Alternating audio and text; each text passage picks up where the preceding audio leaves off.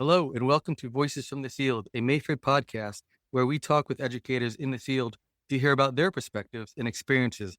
My name is Jake Burson, Advocacy Chair for Mayford, and today I have the pleasure of speaking with Will Potter. Welcome, Will. Hi, how's it going? So, just a little background about Will. Will began teaching physical education in 2002.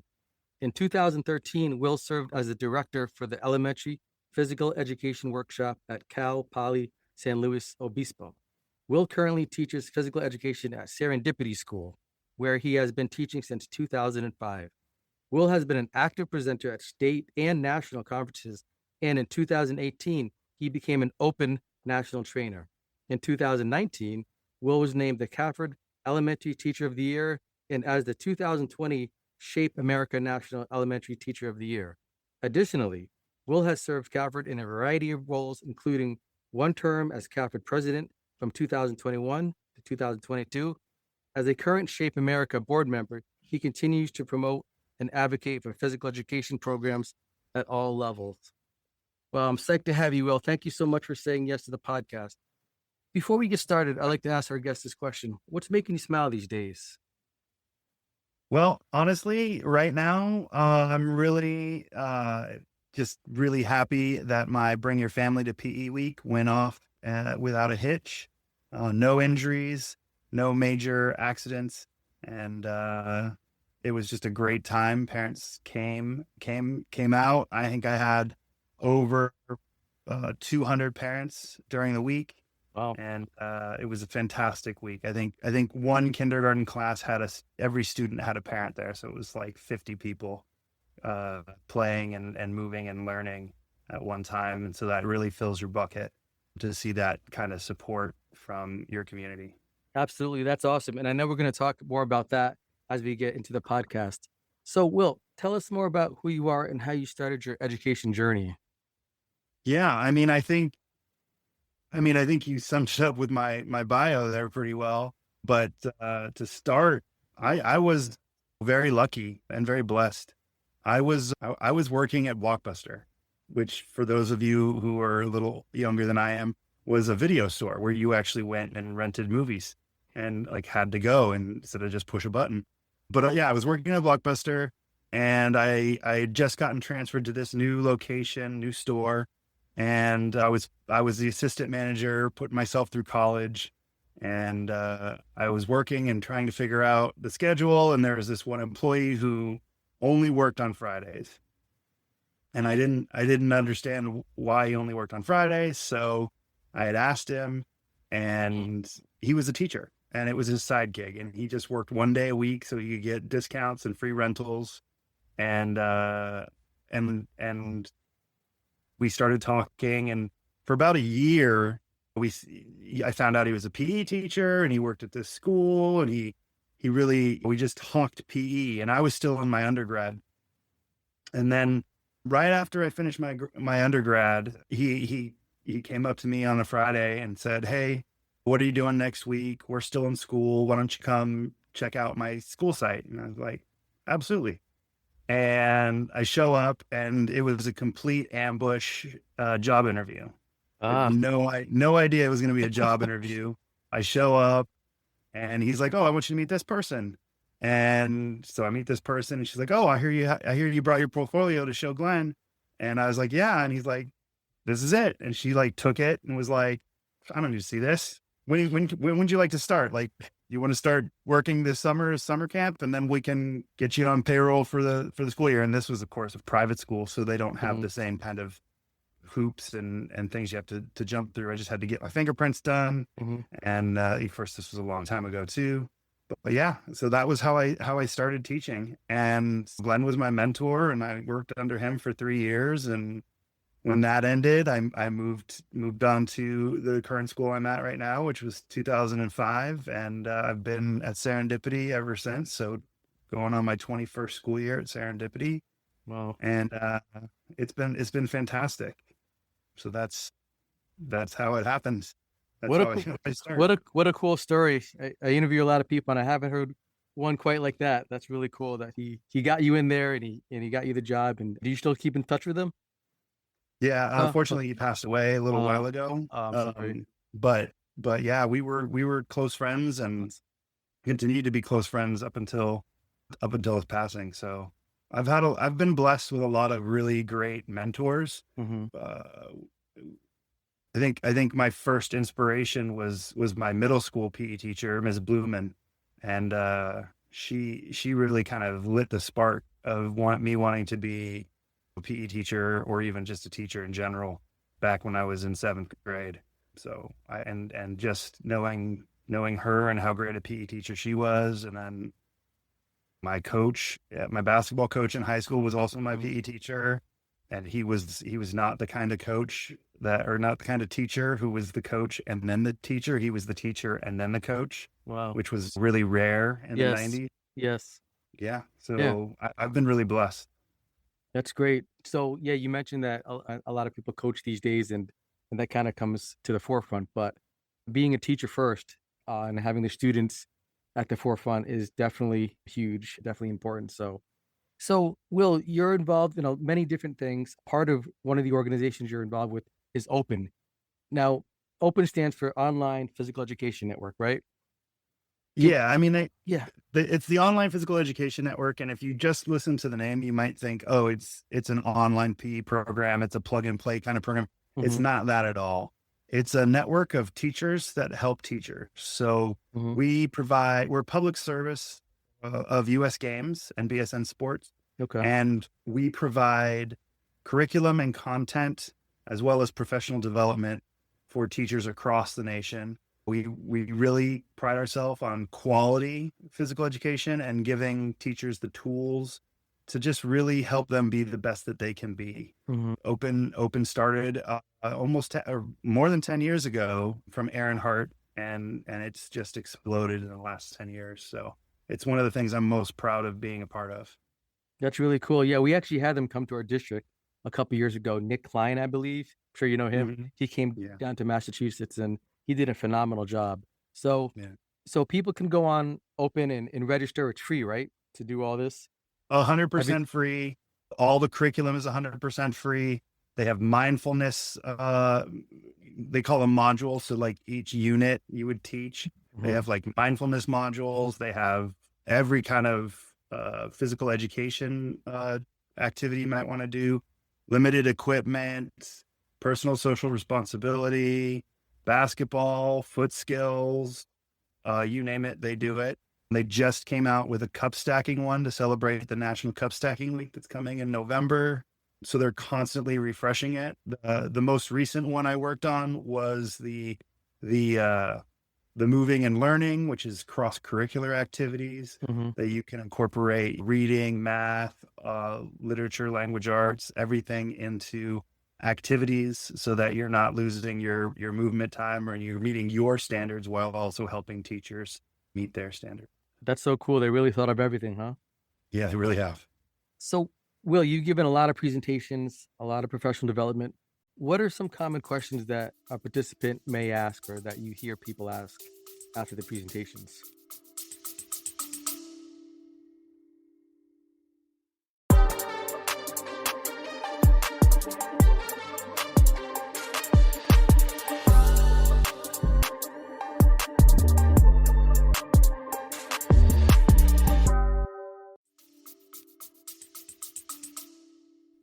I think the biggest question that I get is like, how can I bring that information or get that information to my coworkers, right? A lot of schools, a lot of districts, they can't afford to send all of their teachers to PDs or to conferences.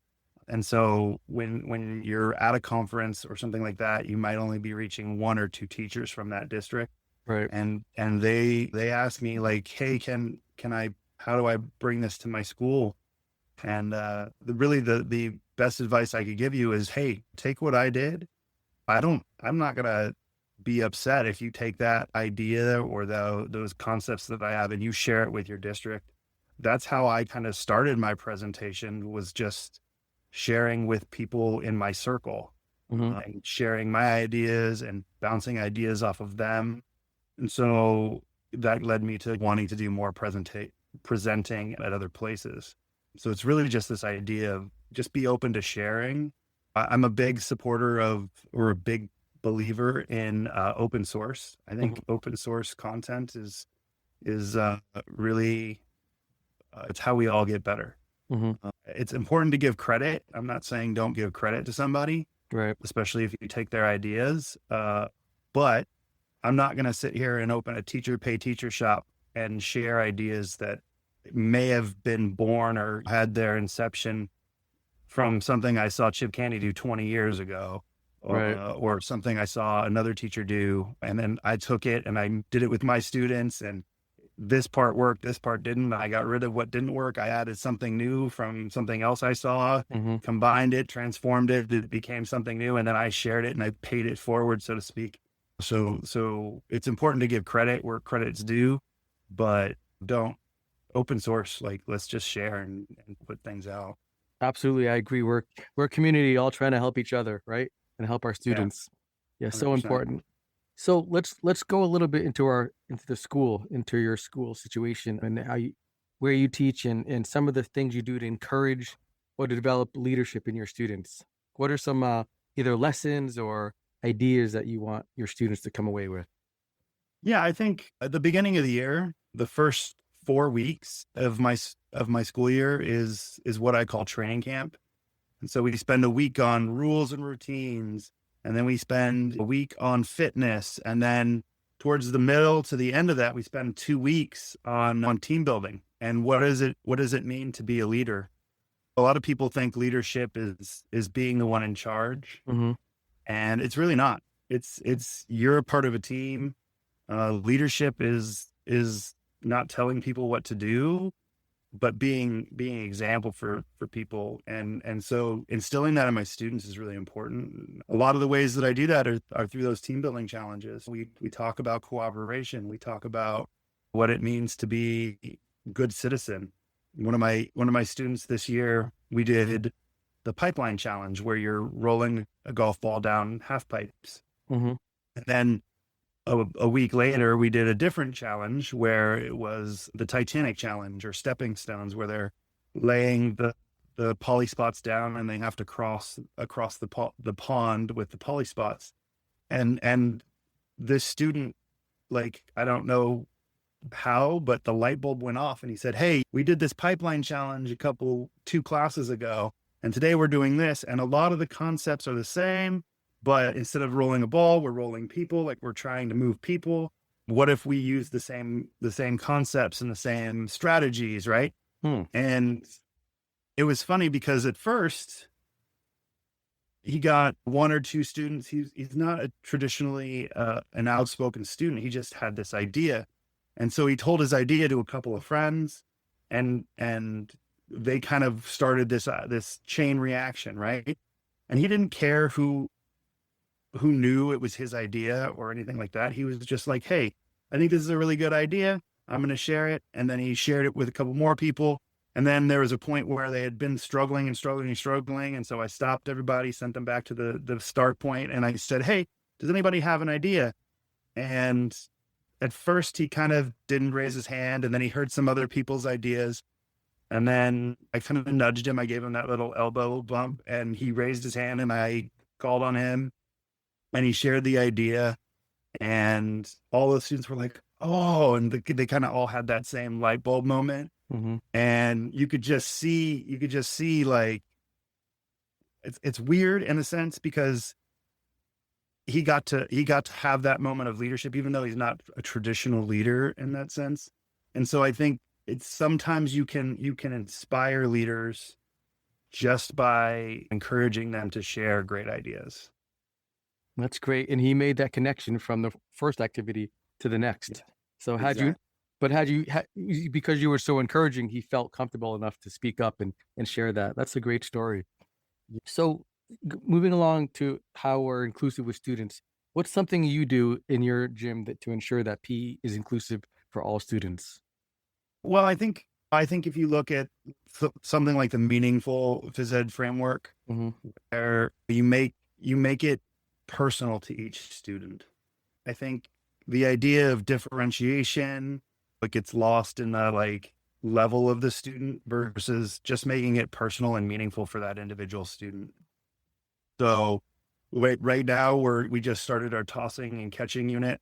And one of the things the first things I did was I put out 3 different distances, right? With a poly spot at level 1, a poly spot at level 2, a poly spot level 3.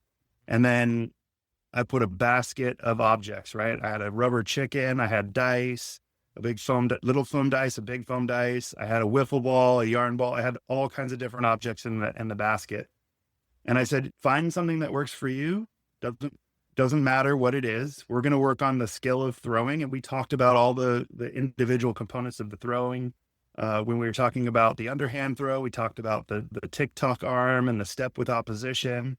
When we got to the overhand throw, we were talking about the T, the L, the step, the throw, the follow through tickle, all of those keys. And we talked about it and we practiced it. But I really just said, hey, find out what works for you. If you think it's too hard, move it closer. If you think it's too easy, move it back. If you want to try throwing a rubber chicken and you want to throw it far, try that. If you want to throw a rubber chicken and it's close, try that. It was really about experimentation and getting students to kind of just try new things, to just kind of see where they're at. You don't have to use a baseball. You don't have to use a softball. You don't have to use those things. It's about the skill and developing the skill. And so I think that's one of the ways that you can make things inclusive. There are lots of different ways, but that's just an example that comes to mind. Yeah, that's a great example because you're giving the students different options, and obviously the students with a diverse population, they're going to be coming in at different entry points. So somebody who's 100%. more athletic may want to throw further, as you mentioned, or use a different ball. So it really gives the students a chance to shine at their own level, right? So that's awesome. Well, and I'm not an adapted physical educator. I'm a gen ed physical educator. Okay. But I definitely I got the opportunity. The National Adapted PE Conference was in San Jose. It was in my backyard. So I took advantage and I went to that conference. And one of the speakers at that conference said something that like really hit home. And that was this idea that if you really break it down, all physical education, even gen ed physical education, is adapted physical education. You're going to give the students what they need and how they learn and what they need to learn it as an individual.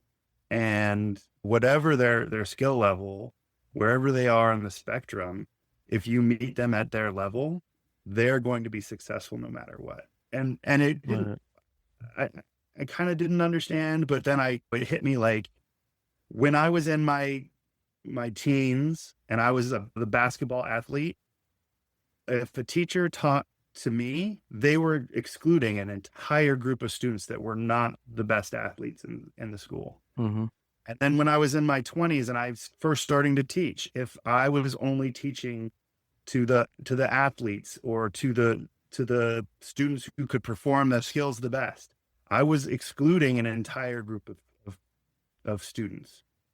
And then as I got older and I hit my 30s and my 40s and my brain started cashing checks that my body couldn't cash, right? I realized that like, oh, I can't do the things that I used to do. And it really woke me up to this idea of like, oh, now I have to really meet the needs of all of my students. I can't just focus on the athletes. I can't just focus on the kids that love to move. I have to focus on my entire population. And that's a real big concept, I think, in adapted physical education that a lot of gen ed teachers could really learn from. It's make that connection personal with your students, meet them where they're at and get them to wherever you can get them. Don't just say, okay, they can work within the standard to meet the standard, but it could look different. That standard could look different no matter who you're teaching. Right. That's great advice. Meet them where they're at. So this is a good segue into my next question, which is, what is an initiative or a program that you started at your school? I know you're just coming off of something called Family to PE Week, right? So tell us more about that. So that actually started, I want to say 2007 was when I first kind of had the idea. And the 2006, 2007 school year was a rough year for me. I was going through some stuff personally. I probably wasn't the best teacher I could be. And my administrators came up to me and said, you have to bring something to our school or we're not going to have you here anymore. And it scared me a little bit. And so I went away that summer. And when we came back, it's funny, I had gone to the workshop at San Luis Obispo, and it dawned on me, like, I wish all people, like not just teachers, but I wish all people could go and experience a PE conference, right? Mhm. Where you get to play and learn the games while you're playing it. And you get to find out what quality physical education looks like and feels like because you're doing it. And so it hit me in that summer that I should do that with my parents, with parents at my school. And so I went to my administration and I said, I have this idea. Do you think we could do it? And they said, absolutely. And so I scheduled it, and like mid-October, I thought that was a good time to do it. It was originally, I had scheduled it right around my birthday as a back door to get my parents to come back and visit me. And so I scheduled it, and, I didn't do a whole big promotion. I didn't do anything. I made a little flyer back then on Microsoft Word, and, this is before Canva and all these other programs that you could make all these fancy things. It was just a very simple, like, come to PE kind of flyer with some clip art. And then I put the schedule on the backside. So kindergarten, Mondays and Wednesdays, first grade, Tuesdays and Thursdays, that kind of an idea, right? Mhm. And it was just the regular schedule that I already did all the time. And it was okay. I had like 2 or 3 parents in every grade come. And it wasn't until the following year that I realized how special it had been, because those 2 or 3 parents convinced their entire class, like, oh no, you have to come to this. This was so cool, so cool. And then the next year I had like 5 or 6 parents in each class, to where we are now, where I just had boatload of parents there for each class. And so it started out as I need something to keep my job, to Mhm. something that has become a tradition at my school, it's something that parents talk about and look forward to. And then when something comes up and they try to reduce physical education at my school, or decrease funding or my budget, parents step up. Right. You They're know, advocating now too. they're exactly. Right. It's become an advocacy tool as well, which has been kind of amazing. And so I did that the first couple of years. I did it, and then I Mhm. shared it. I was at the Cal Poly workshop, and I talked to Terry Drain was there, and we were just having a conversation. And Mhm. like I said earlier, sometimes the conversations outside of sessions are just as important. And so we were at dinner and we were chatting, and I talked about Family to PE Week, and she said, oh, that's a really great idea. And she started doing it. And then she took it to the next level and she started sharing it. And then it just kind of ballooned and ballooned and ballooned into this national event that Open and Active Schools does now. And I think it's fantastic. And it's great that they recognize me and they talk about it with me, but every school is doing their own thing, and every school does it different. And Mhm. it's funny. I've gone, after sharing it at Shape America in Tampa, I've gone to other sessions and other conferences or other teachers who were doing it, and I get ideas from them. So originally it was called Bring Your Parents to PE. And then somebody said, hey, it seems like a little not inclusive, because some of my students live with grandma, grandpa. Some of my students live with foster parents. Some of my students don't live with their parents. And I'm like, yo, that's totally true. Right. Good point. Yeah. This is Dan Hill, and he made it Bring Your Hero to PE. And then somebody else said, oh, I do bring your family to PE. And that's what I stuck with. So Mhm. you can go to these things, and yeah, I was the originator or whatever, but I have gotten so many ideas from other people who do it that I do it differently than when I first started too. I still do a lot of activities that I think I do best for my students, things like team builders Mhm. and cross-curricular activities. And I do a dance with all of them, which is great, because dance is I think an overlooked piece of what elementary physical educators do. Mhm. Plus, it's very low equipment. So if you have a lot of parents, you don't have to worry about running out of supplies or anything. So yeah, I mean, I just think it's fantastic the way it's grown and become its own little thing. What started out as my little baby is now gone off to college and come back as a real professional. So I think it's great. That's awesome. And it's word of mouth, right? Like you said, it started off with a few parents and now it's grown into I don't know how many parents will you say came to your last one? Yeah, I think so. I had a Thursday, 11 o'clock in the morning class, so right around lunchtime. Hmm. And we have 22 students in this kindergarten class. And I think we had 22 parents and 22 kids Wow. all in the same space. And it was fantastic. It was fantastic. So just a logistical question. When you do this, is the schedule sounds like it changes, right? Do they make accommodations or how does it work? Is it's the same schedule that they Same normally schedule. It's my okay. daily schedule. Daily schedule. Okay. Yeah. And my schedule's a little funky. In the morning, we have so my school's a pretty small school, Mhm. only about 150 to 200 students every year. Okay. So my learning space is outdoors and it's about the size of a small gym. I have a basketball court with about 3 feet on every side of the basketball court, and that's my learning space. Hmm. And so we kind of I just keep my normal schedule, but my first class goes up until recess, and then I have to clear everything off. And then there's about 20 minutes of recess, and then I reset up for my next class, and then clear everything off because then it's lunchtime. Because I'm at a Got it. school that's an hour twice a week is Okay. what my students get. And so I clear off everything for lunch, and then I have lunch, and then I have a back-to-back class from 1 o'clock to 2 o'clock, and then 2 o'clock till the end of the day. Okay. So it goes really fast, bang, bang, bang, Mhm. into every kind of class. So we just keep the same schedule. What I do is I send out with my promotions that start about 6 weeks in advance. I send out a request for RSVP, and parents will RSVP. Just kind of let me know about who's coming, and then I can give those names to the administrators Mhm. where they're like giving out the name badges and everything so they can get advanced clearance.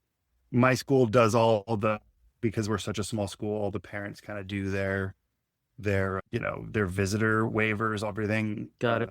of the school year. They don't do it per event. They just do one blanket one for the whole beginning of the year or Like, for the entire year at each beginning of the year. So that the community involvement is a little easier at my location. But yeah, I send out a Google form. They fill out the Google form. And what's nice is the Google form tells me who their child is, gives me their email, tells me the classes that they're going to be visiting. And then I take that Google form and then I have a list of attendees. mhm. And of course, there's always some that show up the day of and I accommodate that. But now I have a list that I can send thank you notes to. And so one of the things I do at the end of each day is I send a thank you message to each parent with like a picture that I've taken, even if it's just the group photo that we take at the end of each class, Mhm. something to give them to remember the day by. And so those are kind of the logistic pieces that I think Right. that I do. Well, that's another advocacy piece too, because now they're remembering that day with the fun emotions and fun times they had. And so Yeah. next year they're gonna come back. That's really cool how you wrap it up like that. That's Yeah. awesome. Well, and before I used to just get emails. Like send me an email, let me know you're coming. Yeah. And I'd have an email folder full. And then Cool. when I started sending out the Google form, it was like, oh, so much organization. I love it. Thank you so Yeah. much. Oh, yeah. It just makes makes my check off list. A lot And that simpler, was, right? yeah. So, Will, you've been in education a while now. So, what do you think about how our field has changed since you started? So it's funny. Like I remember when I first started teaching, people had computers, but not like we do now, right? Right. Like people weren't using GIFs. They weren't creating PowerPoints or Canvas slides. They weren't using even iPads. Like there was no such thing as like iPhones. No, Huh. forget it. There weren't even iPods when I Right. first started teaching. So I think the explosion in technology has been a big boost. And now you're Mhm. getting, I don't know if you would say backlash, but it's almost like the whiplash, right? Where you're getting the reverse, right? Mhm. Where schools are pulling back on the amount of tech that they're allowing students to access and students to use. So like we used to do things like the BAM video delay and all of these tech pieces that now my school is pulling back on and restricting, like, oh no, you can't use iPads anymore Mhm. with student interface. We want to move away from the tech piece. Like I can still do slides and gifs and things like that, but the hands-on tech with the students, there's this shift and reverse that they want less tech in hands-on tech in the classroom. And I think that's going to be really interesting to see where that goes, because all screen time isn't equal. As much as I'd like to say like Right. That's we true. Yeah. yeah, like it's one thing to have the screen babysitter, it's another to be like we're learning these tools and these coding things as a part of our education. So I go back and forth because I do think that a lot of problems are existing because of social media, giving students and kids access to that too early, too much Hmm. screen time, touch grass, so to speak. Hmm. But I also think that there's, like I said, not all screen time is built the same. So can we find that happy medium, the happy balance? It's a good question. But Right. yeah, Uh, so I say that's kind of where the field has changed. It's that back and forth of tech. So you kind of answered the next question, which was, what advice would you give someone new entering your field or entering the field of physical education? Would it be that advice about use tech wisely, or what else would Yeah, you? I mean, I definitely would say be open to it, but don't rely on it.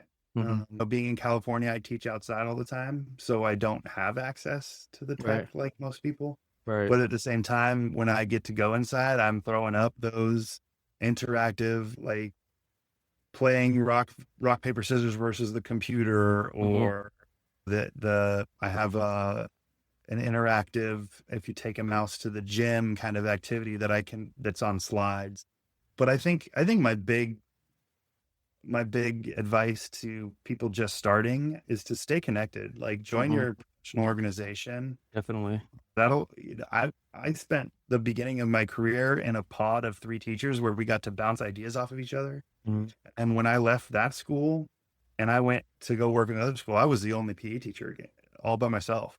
And if I Wow. hadn't stayed connected to those guys, or if I hadn't started going to conferences or stay working with Capered or Shape America, like I would have been lost on an island, and I probably would not have been a teacher and would not still be a teacher because I would have burned it out or just not known what to do. And by staying connected and finding those mentorships through professional organizations, it's really helped shape my career. So I would say stay connected with your professional orgs, and that's Great. my advice. Yeah, great advice. I mean, it's as you said, working by yourself on an island, it's tough when you don't have ideas to bounce off of.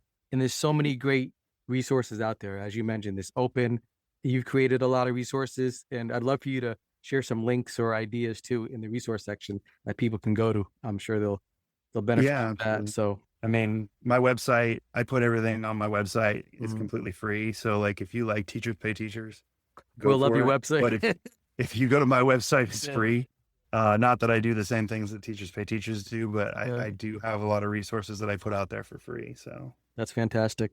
So, Will, what do you hope to see in the future? What goals do you have? These can be either personal goals or professional goals. yeah, I think a personal and professional goal is that I would like to get nationally board certified. Hmm. It's one of those things that's been on my bucket list for a few years. I thought about doing it, and then COVID happens, and then pandemic happens, and you Oh put that yeah. off.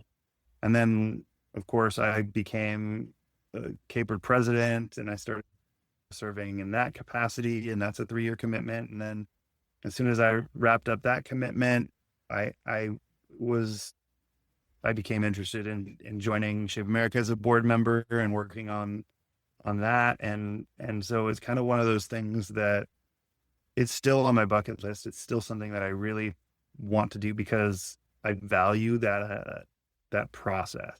Mm, Not because I want the certification, not because I get any kind of payment or bump out of it. hmm I want to go through that process because I've watched some of my friends and some of my some teachers that I really respect go through that process hmm and seen how it not only helped them become better teachers, but it really it really elevates how you think about your own teaching. hmm. And so it's one of those things that's just been on my bucket list. So I'd say that is kind of a goal that I have to complete, and we'll see how that goes. But it's something that I'm really interested in is that national board process. That sounds really valuable. How long does the process take? Is it a year process or two? How long? It's a multi-year process. Okay. I Okay. think 2 or 3 years, and there's some people do it's a 4-part process, I believe, and I think Okay. some people do 2 parts a year, hmm or they do 1 part a year. I'd have to look into it some more. hmm I'm honestly, I think I'm a little naive when it comes to the actual process, but it's something that I really think would be valuable, and so I've gotta find that time to get it off my bucket list. Right. No, that's awesome. Great goal. So, Will, any words of wisdom you can give our listeners? Yeah, I mean, it's gonna be good days and there's gonna be bad days. hmm Uh, focus on the good days. Learn from the bad days. It's okay to go home and feel like this day was a complete failure. I feel like I failed my students. Just come back the next day, try to do better. Every day I have or not every day, every week I have a quote that I put on my whiteboard for my students, and this week's quote is success is not built on success. Success is built on failure. And it just made me like this question just kind of made me think of that. Like Mm. you really you have to learn from your mistakes. You have to grow from your mistakes. And there are going to be bad days and grow from those bad days, you know. Yeah, for sure. Um, No, that's yeah, definitely good insight. It's how we get better. It's how we improve. yeah. So, Will, how can our listeners connect with you? I know you mentioned you had a website. Are you on any other platforms, or what's the best way for them? Yeah, so I'm on all the Twitters. I like to make that joke. So X, Mr. Will PE on X, Instagram, Facebook. I am on Blue Sky as well at Mr. Will PE, Mhm. pretty much all those platforms. It's funny, I was working at a gym as one of my part-time jobs, and they sent me to a social media marketing kind of webinar lecture. Mhm. Work before webinars, that's how long ago it was. And one of the first things they said was find a name on all of the platforms and make it the same. And that way anybody can find you on any platform using the same information. So my website is mrwillpe.com. Everything Mr. Will PE. If you Google Mr. Will PE, I will. It'll all come up. That's great. That's Great. great. Yeah. And we'll make sure to have it linked to in the show notes. So, thank you so much, Will, for sharing your experience and expertise with us. It's really been great having you on. Yeah. Thank you. It was great to be on. Listeners, if you have any questions, you can always email us at mayfordpodcast@gmail.com. We'll have this episode uploaded soon. Also, we're asking our listeners to rate and share the podcast if it has helped you in any way, as it does help other folks find it. Have a great week, and we will be back soon.